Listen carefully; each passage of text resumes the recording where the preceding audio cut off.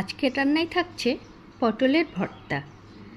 আমরা অনেকেই আছি পটলের ভর্তা খেতে পছন্দ করি না, তবে এই ভর্তাটা অবশ্যই বাসায় করে খেয়ে দেখবেন। যারা পছন্দ করি না তারা চেটে পুটে খাবো। আসসালামু আলাইকুম বন্ধুরা, আজকের রেসিপিতে থাকছে পটলের ভর্তা। আগেই বলে রাখি বন্ধুরা, যেদিন এই পটলের ভর্তাটা বাড়িতে বানাবেন সেদিন কিন্তু চাল এক পট বেশি রান্না করবেন। তো বন্ধুরা, প্রথমেই আমি গরম কড়াইতে নিয়ে নিয়েছি তেলে পটলটাকে আমি ভালো করে ভেজে নেব। পটলটা আমি চার ফালি করে কেটে নিয়েছি। পটলের গায়ে মাখিয়ে নিয়েছি লবণ হলুদ। আমি খুব সুন্দর করে নেড়ে চেড়ে পটলটাকে ভেজে নেব। এমন করে ভাজতে হবে যাতে ভেতরটা সেদ্ধ হয়ে যায়, গায়ের রঙটা লাল লাল হয়ে আসে। তো বন্ধুরা, দেখতেই পাচ্ছ আমার পটল ভাজাটা। আমি কিন্তু অল্প অল্প করে পটলগুলো ভেজে নিচ্ছি, একবারে সব ভাজবো না। তো বন্ধুরা, আমার কিন্তু পটল ভাজাটা শেষ হয়ে গিয়েছে। এখন আমি নিয়ে নিয়েছি 4-5টা শুকনো ঝাল আর রসুন। এটাকেও আমি খুব সুন্দর করে ভেজে নেব। অবশ্যই খেয়াল রাখতে হবে যাতে পুড়ে না যায়।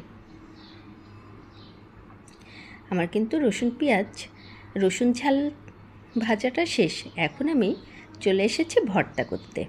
তো বন্ধুরা, আমি কিন্তু পেঁয়াজ কুচিয়ে নিয়েছি। তো আমি শুকনো ঝালটা আর রসুনটা খুব সুন্দর করে কচলে কচলে মেখে নিয়েছি। তার সাথে এখন মেখে নেব পেঁয়াজ কুচি। পেঁয়াজটা অবশ্যই কাঁচা দেওয়ার চেষ্টা করবেন, আর যারা একদমই কাঁচা পেঁয়াজ খেতে পছন্দ করেন না তারা তেলে হালকা ভেজে নিতে পারেন। এখন কিন্তু আমি পটলগুলো পেঁয়াজ ঝালের সাথে মাখিয়ে নিচ্ছি। খুব সুন্দর করে কচলে কচলে আমি এটাকে মাখিয়ে নেব। ভাজাটা যত ভালো হবে ভর্তাটা কিন্তু ততই ভালো হবে। তো বন্ধুরা, দেখতেই পাচ্ছ আমি কিন্তু পটলটাকে কচলে কচলে মাখিয়ে নিয়েছি।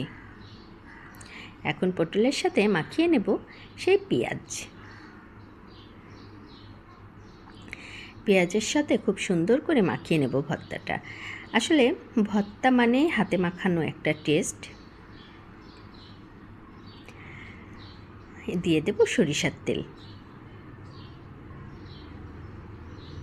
অবশ্যই এখানে কাঁচা তেলটা দিতে হবে।